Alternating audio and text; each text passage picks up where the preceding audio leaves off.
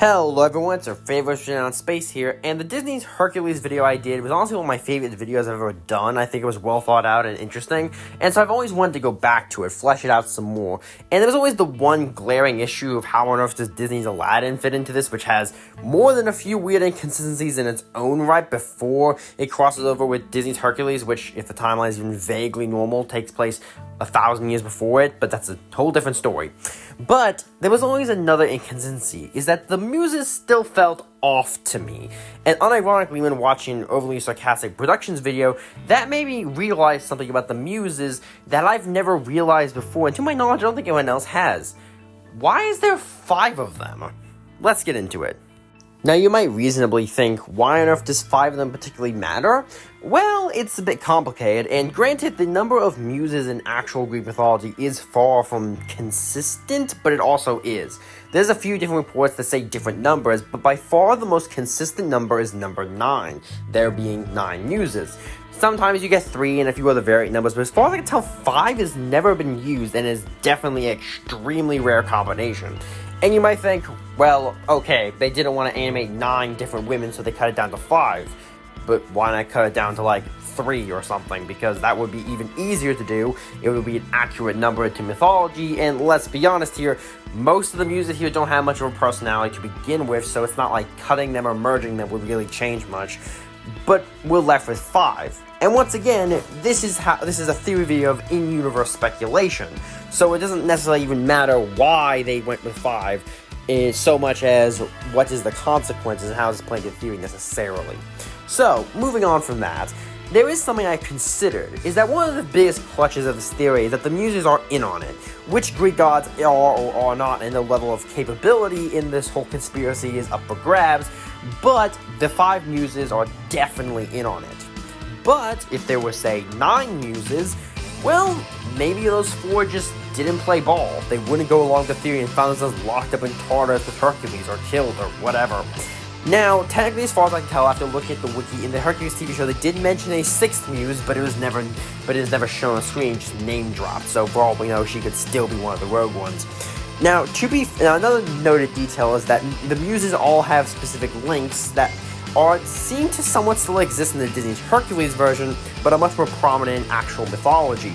Mainly that they all cover different forms of inspiration, and one of them named, well, actually it shares the name with the second one, Callisto, I can never say her name right, is the muse of history, and she is one of the 5 muses we see in the show. So, the TV, we see in the movie and all that jazz. So, naturally, this could lead to one of 2 theories, in my opinion.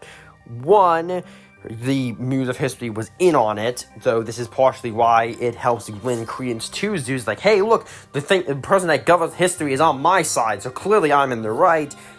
Or the muse of history didn't go along with this because this would be a massive disgrace of history and record-keeping by lying. So she was taken out and one of the other muses took her name to keep the disguise going. Either one could work and the theory works just as fine as is, but I speculate that the 4 muses we don't see or simply wouldn't play ball and wouldn't go along with the theory. This whole massive conspiracy, and so they're probably locked up with Hercules, which honestly, is like, how many people are locked down now? I'm really starting to wonder. But I decided to do a little more digging. I wanted to learn a little bit more about the muses. And the wiki gave me a few bits of interesting information. Mainly this or that odd little detail. And they do show up in Disney's Mickey card thing, but I kind of consider the Mickey stuff to be its own weird little canon, and I think it's generally safe to do. But there was one crossover that was very interesting. Mainly that the muses made an appearance on Phineas and Ferb. And if I were to tell you that this makes the theory make all the more sense, I might sound crazy, but I can explain it. Okay, so when I'm even talking about this crossover, well, it's more of a cheeky reference, but it has some interesting implications. Mainly that in the episode of Phineas and Ferb, Grease Lightning, we see a vase in a museum that has a very crudely drawn image of the 5 muses we see. And I think this is obviously somewhat odd to bring up, but it is interesting to me because of one interesting detail, is that it's clearly poorly done. Now, this sounds odd, especially because one of the cruxes of my original theory was that all the first artwork in which we see of the Greek gods in Disney's Hercules are accurate, and then the rest of it doesn't line up correctly. Why would this piece help my theory? Well, it makes sense if you think about it. Notice how the Muses here are clearly based off their Disney's Hercules design, not their mythological designs. And notice how it's very up close. There's no, fading in the background thing happening here. But it's in a historical museum. I think it's possible that in the universe, either Zeus or the Muses or somebody figured out that having all the artifacts not look accurate could be a problem down the line, and so they threw in a few fake artifacts, probably in a rush job where they couldn't get one of the gods of artistry to help them do it, and so they threw them into museums to kind of muddy the waters a bit, alter whatever memories they had, and just keep things going. I think this is one of those artifacts. It helps that we do see the Muses on vases in the Disney's Hercules movie, so this is a pre-established connection that they are, if not outright faking artifacts, they're manipulating them. This, however, all hinges on one kind of issue, is that, well, that would mean that Phineas and Ferb are the universe the Greek gods are trying to re-establish themselves in, which is kind of crazy to say, as there isn't actually any implications of this. I mean, for crying out loud, one of the where are the mythological stuff in Phineas and Ferb? Oh yeah, there's just monsters freaking everywhere. I mean, most of them aren't Greek, but still. But okay, I mean, come on, Will. I mean, where do we have any evidence of gods existing? Well, there's Thor. Marvel's Thor is just an established character in the Disney and Phineas and Ferb universe. This is just a fact of their life. But okay, so you might think, but where is the evidence of the Greek gods specifically? Well, that's a bit more tricky, but I do have something I find kind of interesting. Not direct evidence, but direct evidence of the gods' children. Children of the Greek gods, or at least some gods, but I'm pretty sure Greek, and we'll get into that. Specifically, Phineas and Ferb themselves. Yes, I know I'm making the claim that Phineas and Ferb are demigods is kind of insane sounding, but I want you to consider the following. We don't know Phineas's dad or Ferb's mom. And I know that sounds like, oh, they're just missing people and we don't know, and that doesn't instantly mean God, and you're right, but the thing is, we really don't know about them.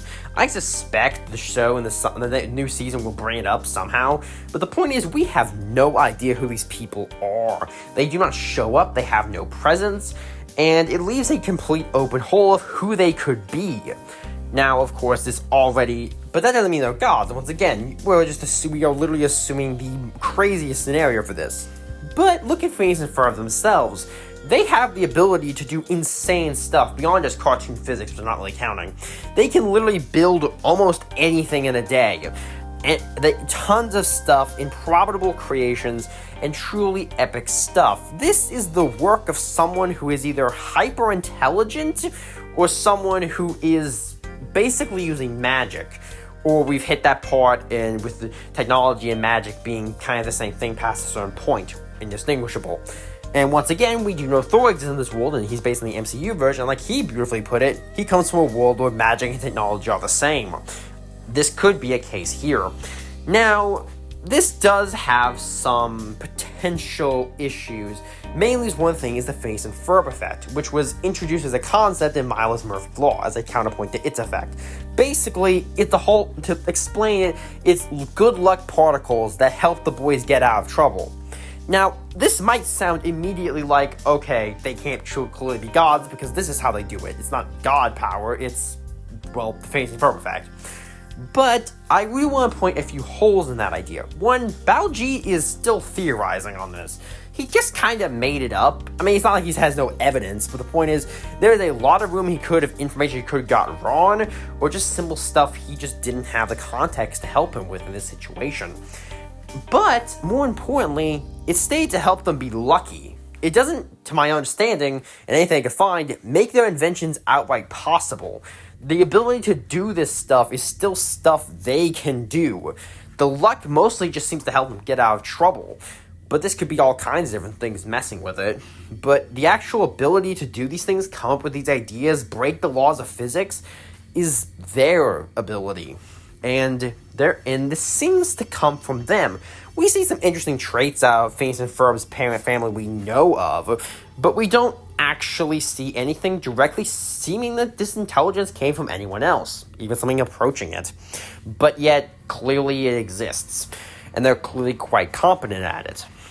But even then, you would need a little bit more evidence, right? Well, what if I were to say, in the second episode of the Meep Saga, as I like to call it, you have the episode Meet Me in Seattle. There is a part where when they're digging through the Seattle concrete and such, Ferb finds a vase with his face on it, holding another vase, and there's a bit of an Ouroboros thing going on. But isn't that interesting? And it's done in a Greco-Roman style, like we've seen other vases in this whole theory. Now, obviously you might say, well, that doesn't make sense because the Phineas and Ferb episodes where they do stuff in other places in time, like when they're in ancient China or the Stone Age, don't seem to be canon, and I agree with you. Those episodes aren't canon. I believe, pretty sure the Stone Age, they even outright said it wasn't canon in the episode. But the thing is, this thing didn't come from a out-of-canon episode. This is part of the Meep Saga, one of the most quote-unquote lore and character development important episodes in the franchise. So why is there a ancient Greek-style vase looking just like Ferb?